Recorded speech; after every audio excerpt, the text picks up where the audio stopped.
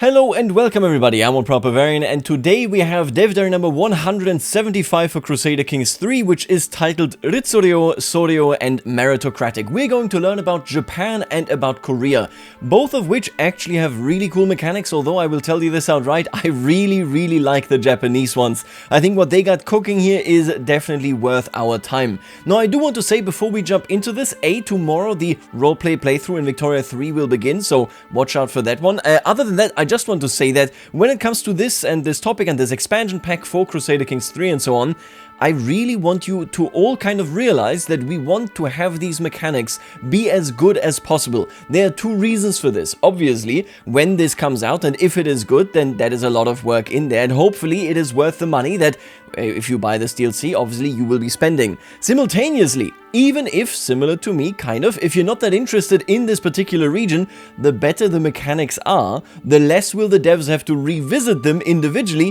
which means they got time for other stuff. So I hope that you understand that I'm super excited when I see stuff like here, the Japanese things, where I have very little doubt that this sounds like a whole lot of fun. Again, let's cross our fingers for the devs here that this works out, because I think then everybody wins. We got the land of the rising sun. The Japanese islands occupy an interesting position, being near enough to China to have been heavily influenced by its culture, but remote enough to have largely escaped direct interference from its hegemons, expanding to eventually cover the southern islands of Kyushu and Shikoku, and most of the main island of Honshu. The Yamato people occupy most of the archipelago, united under a single emperor and with no real external threats. That is actually an interesting position to be in. I think in Crusader Kings III's timeline that is very much an oddity, especially for an island nation, right? When we, in comparison, look at Britain, for example, but also at the Mediterranean, anybody really, maybe Sardinia being the most comparable, although of course that's not entirely true there, and they were of course also decentralized. It's an interesting thing, and I hope that it will be fun to kind of disturb this piece coming in from the outside. However, the northern reaches of Honshu are populated by the Emishi tribes. Further north, the Ainu tribes reside on the island of Hokkaido, and far to the south of the island chains of Okinawa and Amami are home to the Ryukyuan tribes. Famed horse archers, the Emishi have long struggled against encroachment from their southern neighbors, who have launched incremental campaigns of conquest for centuries. Now, I will say, this development stuff, I wish they didn't have put this on the image, because we all know that this is obviously development, right? It is work in progress as indicated right here. This is the island of Japan. We here get a really great screenshot later of the terrain of Japan. I'm super excited to take a look at this together. You can see right here that the capital is of course here, which would later become Kyoto, and right here we have a domicile. Keep this in mind because it is important for the two different government types in Japan. Here's Tendai, I can't tell you exactly what that means. He is a Kokoshi Sugawara Koretsuna of Sagami, so that is his family name. He has an heir with, oh man, they really are putting in a lot of work here, I think, into the visuals. Although again, obviously this isn't quite finished yet. Anyway, so all of these have mohawks, the kids are getting busy, probably going to punk rock concerts. I like the way this looks. I will say that it might look a little bit crowded. I said this at the very start, of course, when they introduced the map, right? That when you have a map projection as they do in CK3, there might be the issue that it just gets incredibly kind of squished because of the way that the map is laid out. Can't really judge whether that is going to be the case here or not. Anyway, this is the historical situation of Japan. Eagle-eyed diary readers will notice that Japan is no longer red, instead taking the Murasaki purple of the wisteria flower to add some visual distinction from Chinese hegemons of the crimson variety. I'm not sure that I can tell yet, but I'm sure that I can tell in just a little bit. A fragile peace. During our period, Japan transitioned from a peaceful bureaucratic realm headed by aristocratic families to a military shogunate dominated by more pragmatic samurai families, but it is still a largely unwarlike place, far from the more militarized Japan of the later Sengoku era. Indeed, that is the transition, of course, that we see historically here towards the end of Crusader Kings III. Amidst all of this, there's also a ruling emperor or tenno, who is nominally the head of state, but whose power varies considerably depending on the circumstances. The Yamato dynasty has held this position in an unbroken line from ancient times, even up to the present day. So this shows us the governments. We got meritocratic over here, of course. Is this just a regular feudal, lost in a sea of different governments? Very interesting. We have the Ritsuryo and we have the Soryo, of course, and then up there we have tribal. Interesting, should be named. I obviously don't know the history here when it comes to the south. What is going on down there? Why would, I believe this is Kyushu, right, indeed have this type of government right here that is more kind of feudal, right? You are in possession of a fiefdom rather than being a governor right there. In the north, it makes sense to me. This is maybe a freshly claimed land. It is borderlands. You need to be a little bit more militarized up there, so you would have a natural movement into this direction as well. So this is 1066. I gotta tell you, by the way, That is a lot of money. He's making a lot of money, right? I don't want to talk about balancing at all. I've said, I think, everything that I can say about CK3 balancing right there.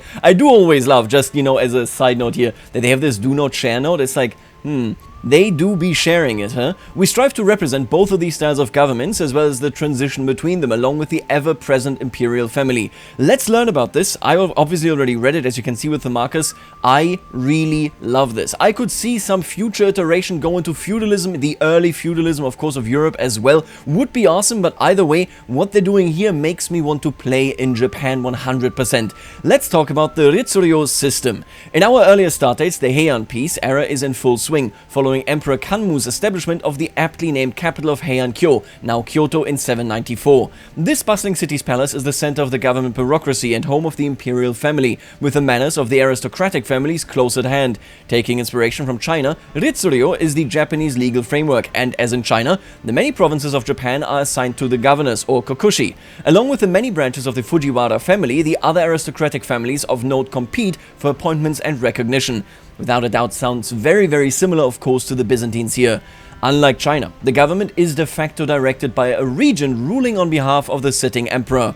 For gameplay purposes, we have simplified the naming distinction between regions of underage emperors, the Seisho, and those of adults emperors under the unified name Kampaku. Though normally a region, the Kampaku is not in a diarch relationship with the emperor, and both characters may have their own diarch when relevant.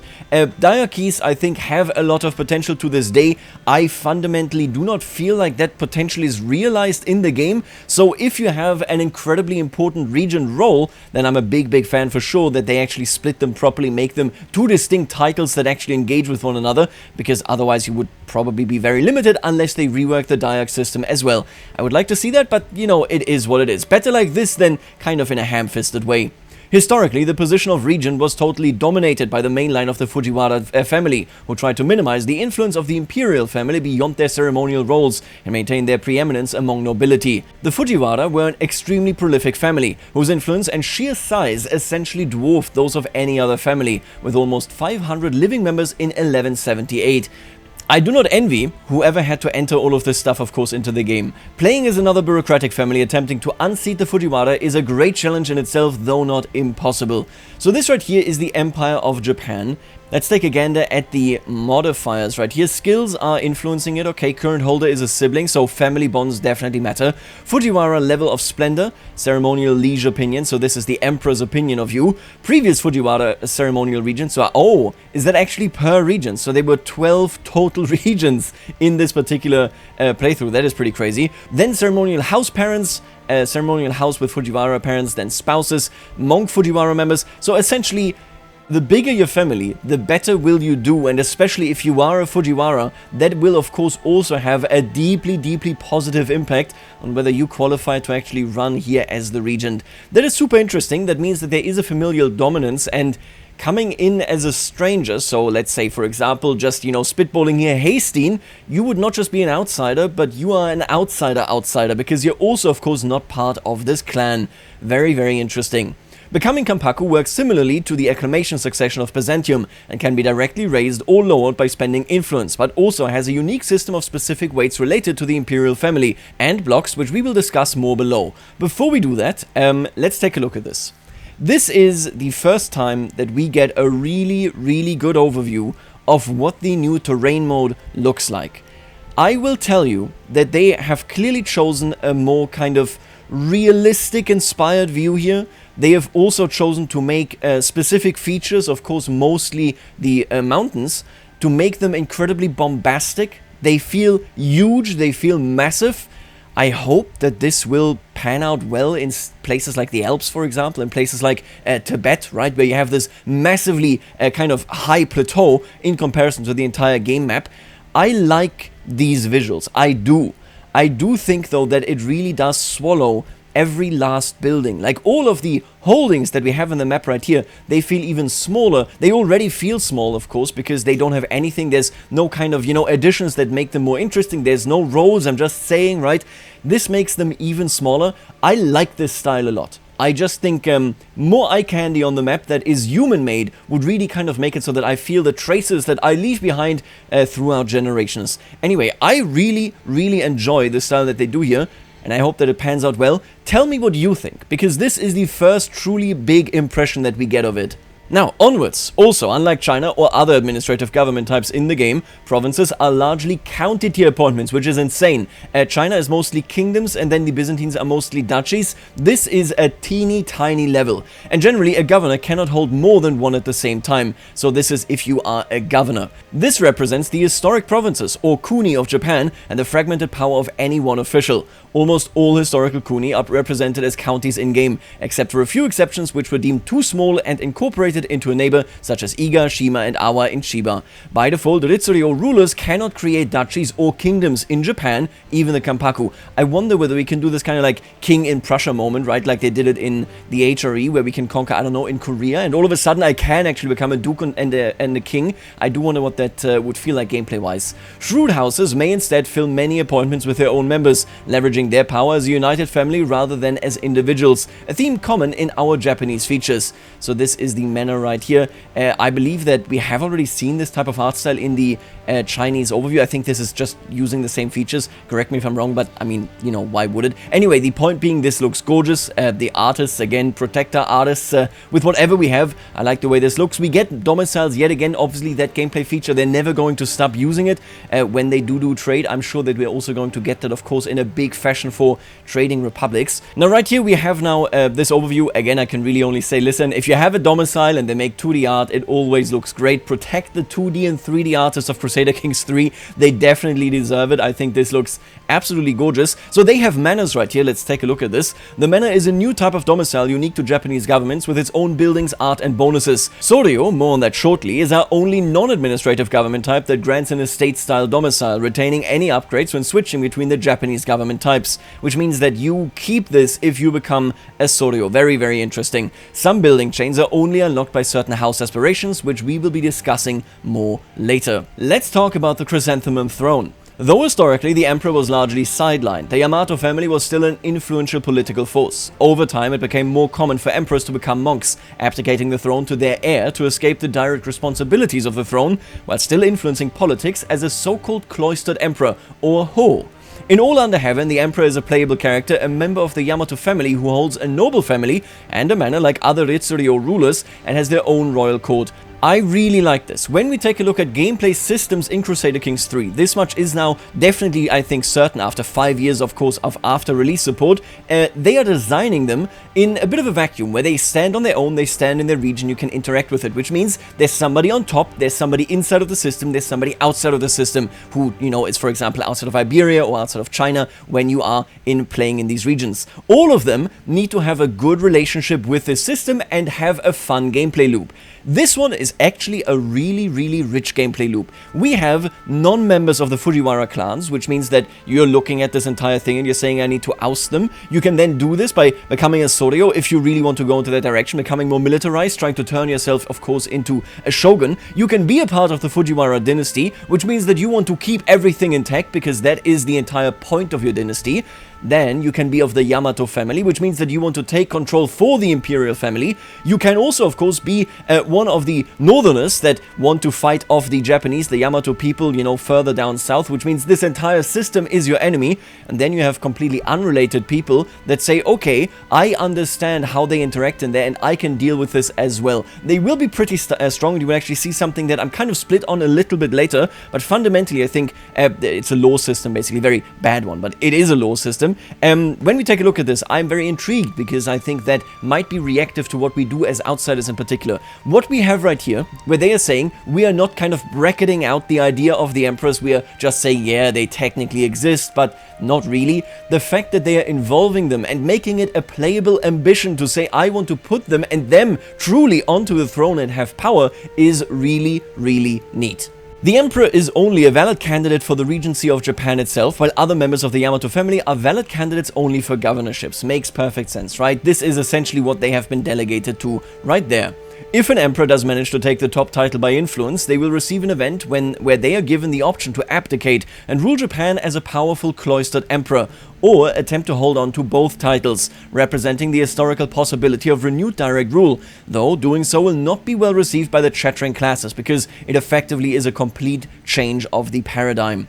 Historically, many branches of the Yamato family were eventually disinherited to prune the royal ranks, taking new names, the most famous being the various Taira and Minamoto houses, identified by which emperor they descend from. In our game, Yamato governors can form or join these houses, organically creating new branch families.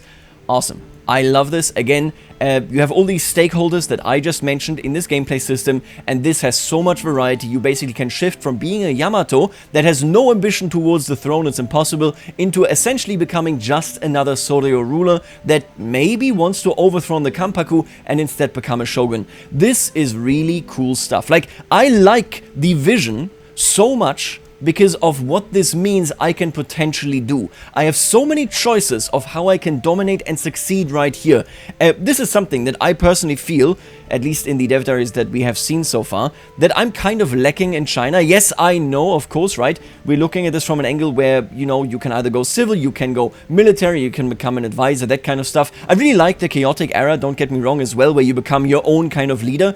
But here I will say, without even disturbing the peace, you can switch gears. You can make a change despite you already being committed as a character. I like this flexibility. It seems super cool and makes it very reactive. Now, there are even cooler things. The next one is something that I'm semi-critical of, but trust me, when we talk about power blocks and about house relations, oh, I absolutely love it. Let's talk about Imperial Policies so that we can get to the amazing stuff in this. The sitting top liege of Japan, be they Kampaku, Shogun or Tenno, always has access to a unique law category, Imperial Policies, issued in the name of the Emperor. Despite the relative political stability, the policies of the Japanese government varied substantially throughout our era, as the bureaucracy was replaced and external politics changed. Like Crown Authority, Imperial Policies can be changed freely besides a cooldown. There are a variety of available policies, suited to different objectives and situations, some with wide-reaching edicts which can substantially change the gameplay in the Japanese islands. For example, rulers in the Empire of Japan are not able to freely declare external wars, representing the general lack of ambition for conquest, besides extending the northern frontier for most of our period.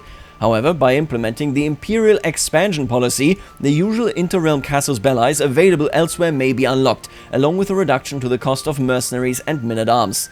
I don't love this. Before we even look at the screenshot, let's just finish reading this section. Other policies change the balance between government types in Japan or provide simple situational benefit at an opportunity cost. Conversely, if Japan finds itself under true threat from an external invasion, the defense mobilization policy will become available, providing an extra edge and advantage and allowing Ritsuryo rulers access to the usually Soryo rule a limited mounted samurai horse archer men-at-arms. I think this sucks, okay? If I'm actually gonna break it down, being realistic here, this is not really laws, because that's not what laws are, so they are also saying here, obviously this is very work in progress, but they are saying that you can freely change this outside of a cooldown. So let's just dismiss the powerful vassal approval right here for a moment. I am going to be honest with you. This really sucks, because neither is it laws, so there's no interesting dynamic going on between the realm, their lived reality, and then what you choose here. You can just choose it, and neither is this a struggle or a situation. Doesn't this seem kind of like the phases of the situation in China, so the mandate of heaven? Doesn't this kind of seem like if you do disarmament and too many people go against it, that this is failed policy and you're a failed regent and you really suck? I feel like it does. The way I see this, okay, is that this is like the bare minimum, most stripped version of a struggle, of laws, of a situation. And in my opinion, I guess you get some modifiers, maybe some interactions every now and again, but from what we know from the situation in in China, this is the least interesting approach of handling this here. Not only because, well, we have the situation right next door, which is of course way more interesting, but also because when you look at this again, it's not interactive, there's no consequences other than, yeah, okay, this changes. I do not enjoy it too much. I think this kind of sucks. It's not the greatest thing. I would rather have seen like a unique struggle, a unique situation, or a law system. Maybe eventually it's gonna get reworked. I just want to say, okay, so I get to click a button, a couple of rules change, and that is about it, right? It is what it is. I don't really care that much about it. Perfectly fine. Let's move on to stuff that is infinitely better. House aspirations. Each house in Japan has an aspiration, similar to the house powers of Byzantium, representing the character and goals of the family as a whole. Each aspiration has several levels, each granting new boons. The house head may spend prestige to increase the level of their current aspiration to change its type, starting from the lowest level once again when changing type. I think this is really interesting. Obviously, we have this already in Byzantium, and I don't really care for it in Byzantium. You pick it, and it doesn't matter. Technically, it matters for the Emperor because it gives them bonuses based on what the powerful families have. The way I see this, especially with changing it and so on, and the way it impacts house blocks, you're going to see this in a second, I like this, and I wish that this was kind of, maybe to a degree, more how, what are they called? The house legacies would work, right? The fact that this uses prestige, okay, yeah, this is like you directly driving your house into a certain direction, that's fine. I like this dynamic in general. I think that is a pretty cool approach, nothing wrong with this. The fact that you can level, that you can change it, it's basically like a camp purpose, right? Like you have it in Landers gameplay. Not bad at all. Let's take a look at the modifiers here. The feast activity is cheaper, characters are more likely to accept marriage offers, may construct a tea house Japanese manor building. I love locking that behind it, I really do. Noble family members, negated diplomacy penalty +1, diplomacy per level of influence +1, monthly domicile prestige +5%, and house members gain prestige and diplomacy. Why not? Each type of aspiration is focused on a different area, with some more suited to certain government types than others. Service grants bonuses to governor efficiency and candidate score, and is a good pick for those who wish to climb the bureaucratic ranks and serve emperor. Ceremony grants bonuses to prestige and renown generation, a sure choice for the noblest of families. Strength improves minute-arms and martial skill, ensuring dominance on the battlefield. Beyond the bonuses granted, the aspiration a house chooses will also determine their political goals to a certain extent, and is a driving force in other new features, house blocks, which I will touch on a little later. Super excited for this. This is a good mechanic. I like this. It's an evolution of house aspirations as they exist in the Byzantines, of course, which makes me hope another step of evolution goes into trade, right? That would be amazing. Like I said, we want this to be good because everything gained here and everything created here not just makes it so that they don't have to come back into reworking Asia at any point, it also makes it so that we then get another better iteration in maybe topics that maybe we each inherently care a bit more about. If you already care about this, this looks nice, right? Don't get me wrong here either. I like this, but it gets great once we learn what they did to change houses to make gameplay in Japan, but also on the rest of the map better. Let's talk about maybe my favorite feature that they have in this dev diary, and I'll be honest with you, the transition between Ritsuryo and Soryo already is pretty cool. House relations. Our free patch, so this is free, accompanying All Under Heaven, includes another family-oriented mechanic, the house relation. These work similar to character relations like rivals and friends, but are between two houses rather than two characters. Now, whenever a friendly or hostile action is taken between houses within the same realm or similar rank, such as declaring wars or arranging marriages, the relation between the two houses will increase or decrease. Quantifying and actually giving you a scale of where you are is so goddamn good. I was never against friends or foes. You know, I think the DLC is fine in terms of what it does for rivalries. You can very often, you basically get a lot of opportunities to just say, no, I'm just going to end the feud. But now we actually have it quantified, right? This is neutral, then quarrels, rivalry, feud, right? This is cordial, friends, allies. Oh, I think I actually figured that out. Okay, I'm proud that I actually, just looking at this, that makes sense to me. Marriage acceptance -25, hostile scheme success chance +15, decreased acceptance of activity invitations, and increased likelihood to declare wars. I love this, okay? The idea here, so there are rivals, this is Taira Minamoto, makes it so that we indeed are looking at a properly interesting relationship that we can track, we can understand how it works, we can maybe even see why the sons of Ragnar are so angry at Ella, King of Northumbria, right? This is such a cool feature. I love that it is coming, and I love that it is coming in the free patch rather than just being in Japan. Japan is giving us some awesome mechanics even for the rest of the map. There's a spectrum of 7 levels from feud to amity. Oh, it is not alliance. Okay, I was wrong. It is amity. With each rank towards the extremes modifying the opinion of all house members to a member of the other house. In addition, each level grants other bonuses or modifiers to standard gameplay when interacting with the other house, such as allowing the free negotiation of alliances or reducing the costs of all wars.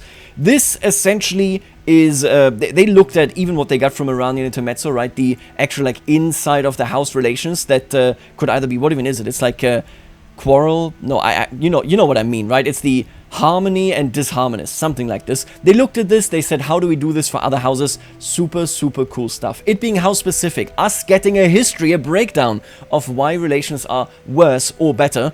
I absolutely love this, right? One member marrying gives us a friendly, then 2 members marrying gives us another friendly.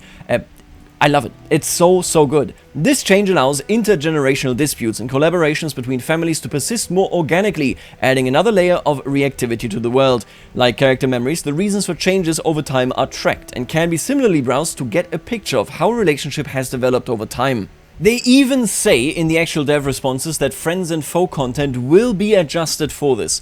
I could not be happier. This is awesome. I love it. There's so much roleplay potential here. This feature speaks to my soul. Huge fan. I think this is phenomenal, and it is even more phenomenal with a block feature that happens in Japan. Let's take a look at this. With a fragmented political map inside of Japan, remember, all of the Ritsuryo are just governors of one county rather than dukes or kings. We wanted a better way to depict the various political groups and a way to allow them to defend each other without traditional alliances, maintaining the fragile peace that so often prevailed. House blocks are our solution and work similarly to the confederations added in Cans of the Steppe, but with houses as members rather than characters. Houses as members. A leading house acts as the main decision maker of the block, with other houses considered to be their willing cooperators.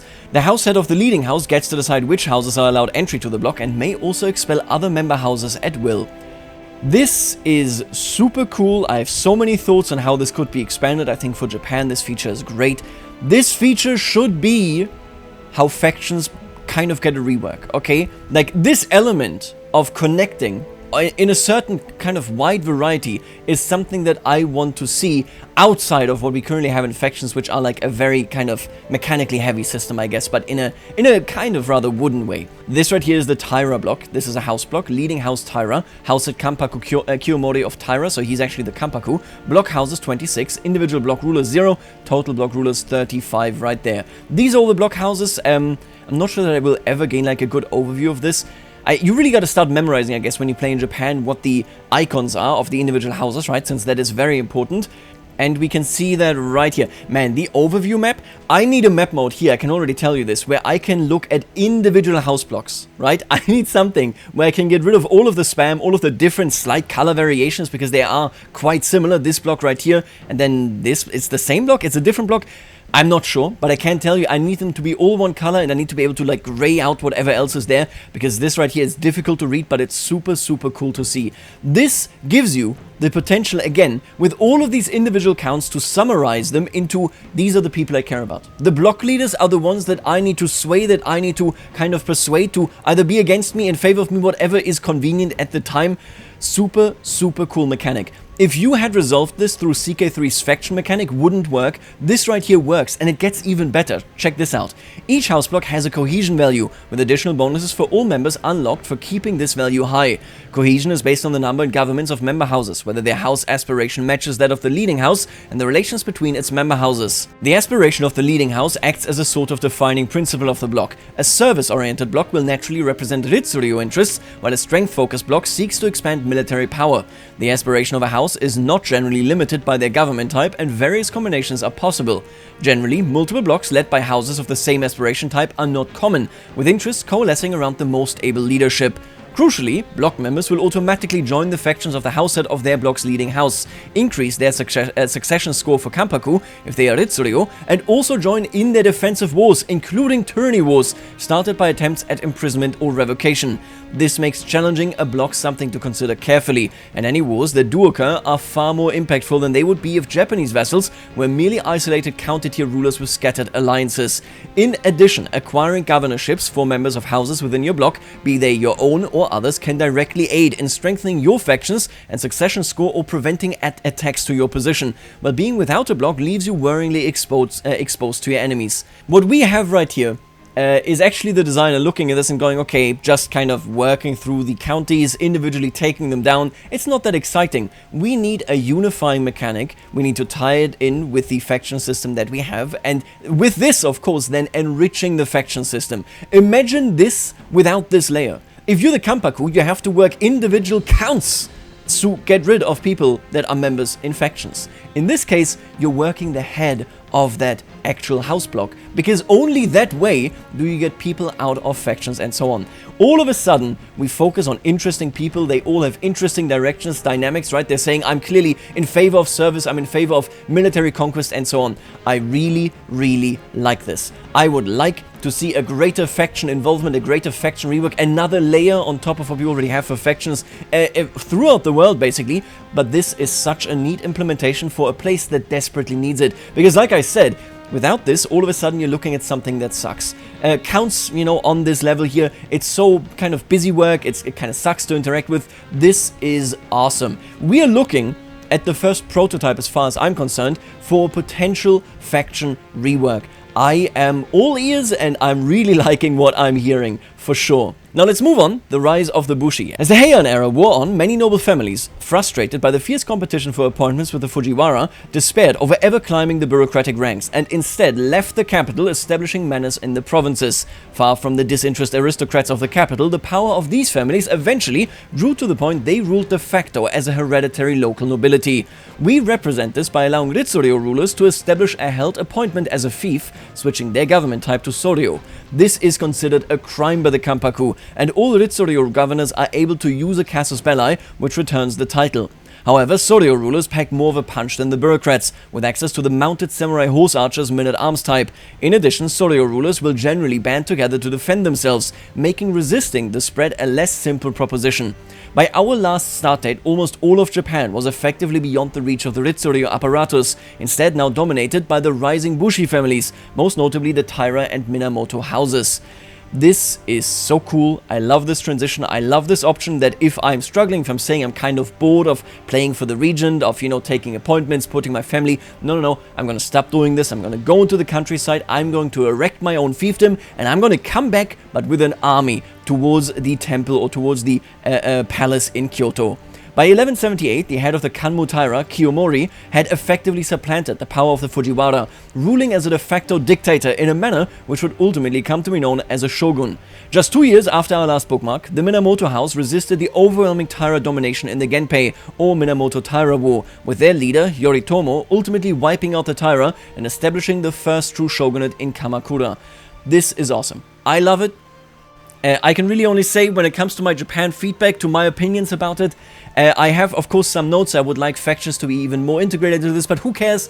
Japan looks like it was designed with all stakeholders here actually involved, with all considerations made to make this interesting and different, and it looks so damn good. I'm also in love with the freely included house relations that now comes with this, right? So the relations, the quantification that we have right here between different houses, this is awesome. Huge fan. Plotting and scheming and kind of role-playing into this direction here seems like an insane amount of fun. I do wonder what would happen if indeed we take over parts of Korea, right? Are we going to see county-level people there as well? Am I allowed to hand it out? How is that going to go? Am I allowed to form duchies and kingdoms in not de jure Japan? Listen, either way, I'm a huge fan. I can even see right here, right? If you take a look at this up here, this is a duchy right there. Down here, it's all still very much counties, but I assume at this point, military-driven counties. This is an awesome mechanic. I am looking forward to playing in Japan. Now, with Japan done, let's talk about the three kingdoms, and that is, of course, Korea. Like Japan, the Korean peninsula occupies an interesting position as a heavily Chinese-influenced region with its own deep cultural and political history. Though it is at greater exposure to invasion from the various states and tribes which lay to its north, it is a fairly developed mountainous region, and any threats will struggle to gain a foothold as long as Korea remains united. Let's take a look at this map. I like the way this looks. I do like this new style of map. Interesting. I've seen this in various mods, of course, as well. They put a lot of work into this. Right, Korea. This is actually where they get the where we get the international term for Korea from. If I'm not mistaken there. You can see that they also have domiciles, of course. I like the way the map looks. Yeah, it looks nice. I just wish that there was like... Yeah, it's kind of like the terrain, basically. This is my feedback here immediately, I feel. Let me know what you think, right? But it feels kind of overwhelming. It looks amazing. But since the human-created kind of ecosystem is so bare in Crusader Kings III, look at this. These are all like individual dots. It's even more kind of weird than it is already on the map as we know it. But man, yeah, look at this. This is like an incredible It's a nice style. I like it. By our earliest start date, the Gim dynasty of the unified kingdom of Shilla in the east had long subdued its main rivals, the kingdom of Pekche in the south and Goguryeo in the northwest. The struggle between these three states, known as the later three kingdoms or Huzamguk, had raged for centuries, with Shilla ultimately emerging victorious. Further north, the kingdom of Bohai, or Bohai, straddles the hinterland between China, Korea and the Jurchen tribes. However, this status quo would not last long. A resurgent Goguryeo aristocracy under the Wang dynasty would ultimately overthrow Shilla, establishing the unified kingdom of Goryeo, based in Gaesong, ruling the entire peninsula until the establishment of the Choson dynasty in the late 14th century. Meanwhile, soon after Shilla fell, Bohai was conquered by Khitan nomads, who would later establish the Chinese-influenced state of Great Liao. I actually really appreciate the history lessons, I'm not gonna lie, that actually does me like a great service. I understand much more about Korea now than I did before here. Let's take a look at this right here. Unite the Husam-kuk. The peoples of the three kingdoms of Shilla, Pekche and Goguryeo must at last unite as one and turn our spears outwards if we are to weather the storms of history. You gain a legend seat, that's cool. You gain the unified kingdom of Samhan title, you gain the Yongshun throne title, the kingdom of Shilla is destroyed, right? Gets destroyed. They get primogeniture, that is great. And they get cultural acceptance. You need to be administrative, you need to be less than an empire rank, okay. And you need to hold one of the Korean kingdoms right there. Interesting. And I assume that you basically need to hold like much of this land, right? That ultimately makes sense. They say it later as well. We represent the unification of the later three kingdoms via a special decision. Unify the Husam-guk, which can be taken by any ruler who holds at least one of the kingdoms and has taken over the entire peninsula in a dominant position. The decision destroys the old kingdom titles and creates an empire tier unified kingdom title, which may be named Samhan or Goryeo, based on the culture of the unifier. This is the only way for a Korean culture ruler to form the Korean empire tier title. Right. This decision also creates the Yongsun Throne, a special primogeniture kingdom tier title. Oh, so it's two titles. It's much like the Emperor of Japan is technically underneath the ruler of Japan proper, right? Similar to the Chrysanthemum Throne of Japan. The name of this title may also vary based on the culture of the decision taker, with Yongsun or Dragon deriving from the legend of King Taejo the Great's draconic heritage, the historical founder of Goryeo. In addition, the decision increases cultural acceptance between your culture and the other Korean cultures, making it easier to create a new hybridized Korean culture, uniting the Shilla, Pekche and Goguryeo peoples. Cool stuff, I like it. There's definitely a good campaign in there, I think a fun campaign. I just will say, I think it is a bit of a shame, right, ultimately, that Japan like gets so much of that content right here. I wish Korea got like a little bit more, surely, because you have this kind of clear storyline of unifying the Koreas, right, into one Korea. And then it just that's kind of just there, and you're just a bureaucratic kingdom, which isn't awful or anything, or well, an empire I should say, but something more special would be kind of cool. I don't know. The new Unified Kingdom title also gains a unique acclamation-style succession law which is weighted towards the ruling Yongsun Throne dynasty. This leaves open the historical possibility of a powerful family taking control of the state from the royalty, as happened by our latest start date with the rise of the military dictators or Banju, beginning with Yi Uibang and Zhong Zhongbu, leaving the royal Wang dynasty in a ceremonial position similar to the Yamato family. I am really curious about what this gameplay feels like, because again, Japan has the Soryo and Ritsuryo gameplay elements, right? The government tiers, which are kind of, they really add just like this additional nuance to how it plays. Since they don't have this here, they just have meritocracy. I wonder whether like through time it won't feel a little bit sameish. Let's talk about this government while we're here anyway. Along with the Korean kingdoms, the kingdoms of Daviet, Bohai and the Liao and Jin states will use a form of government similar to the Chinese celestial government known as meritocratic. This government type represents the largely administrative states heavily influenced by China due to proximity, interference or their aspiration to claim the mandate of heaven as a conqueror. This is 1178, we can see it right here in Dai Viet, and we can see it right here, of course. Dai, I think, means great, right? This is the Great Viet, then Dai Qing is the Great Qing in the Victorian period. They are meritocratic, okay, fair enough, reasonable, very understandable. So it's a similar system, still administrative, of course, but inspired by China. Meritocratic governments retain the noble family, so states merit and examinations of the celestial government type, promoting their bureaucrats to governorship via a similar system, but may not hold imperial examinations of the highest tier. When other forms of government transition into administrative via decision, if they are near to celestial China, they tend to adopt meritocratic rather than the standard administrative type. I feel like in this location, it should be easier to become administrative if you also like swear fealty to China, even if it's just nominal, right? I feel like that should be an option. Anyway, I think this is neat. You get a slimmed down version. I still think obviously Japan gets more attention in the sense that Japan ultimately is looked at from like a very unique gameplay angle, right? Things really change their rules-wise, whereas here it's just like a less strong version of the Chinese experience. Nonetheless, I hope that it's entertaining there. I like the history behind it. I like the approach that you can take right there. At least Korea is getting some attention. Now, lastly, they are talking about the map right here. They got a whole bunch of screenshots. This is the title of Japan right here. Of course, this is the de jure empire. You can see the color here has been changed. This is Amur, of course, the natives that are being pushed back by the Yamato people, and then we have Goryeo right here that cannot be formed until you're unified, although in 1066 that may already be the case. You can also see then here the kingdom titles. Here obviously you're not going to see them too often. These are the traditional kingdom titles that they already now talked about. Doesn't really look like, I don't know how to judge this, right? These are nice, interesting maps to look at, especially the de jure map, since you are going to pivot into this. If you are playing in Japan, you're going to become more and more likely to actually form these type of duchies as you become a Soryo ruler and try to build your own little fiefdom up there. It's nice maps. It doesn't feel too cramped. I will say that it doesn't feel too squished, which was one of my primary issues there. This is the culture. We got Yamato. This is so just one culture. These are yet to be united because they don't have one society, one polity. Obviously, they are much more kind of divided than the Japanese culture right there. I wonder how common cultural divergence would be in Japan. Surely it would kind of like start happening with the Soryo culture, right? That is, the more you go into feudal style governance, the more I would suspect that there would be some kind of divergence. We of course have the Emishi and the Ainu as well right there. Our cultures are still a work in progress, but broadly, Japan is mostly united under the Yamato culture, while the cultures of Korea's latter three kingdoms are yet to be united in the Goryeo culture present by 1066. To the north, the Bohei culture is a hybrid of Goguryeo and Mohei. Our faith map is about to undergo a large overhaul, so I will hold off on that in this week. Now, I don't think that they're saying what we're getting next week. I will tell you, Chop, CK3 game designer, I love the Japan stuff. I think that looks super cool. The gameplay loops looks really, really nice from all angles, right? From all stakeholders. Korea looks interesting enough. I'm looking forward to this. These are great changes. I love the house stuff. Let me know what you think, but in my opinion, what we're getting here are prototypes, but also just fundamental new iterations on stuff that already is in the game that benefits the entire map. Huge, huge fan. And that's it for today. Let me know in the comments what you think about all of this. Obviously, it differs significantly from what we have seen in China. I'm going to leave you right here, and I'm going to see you later, alligator.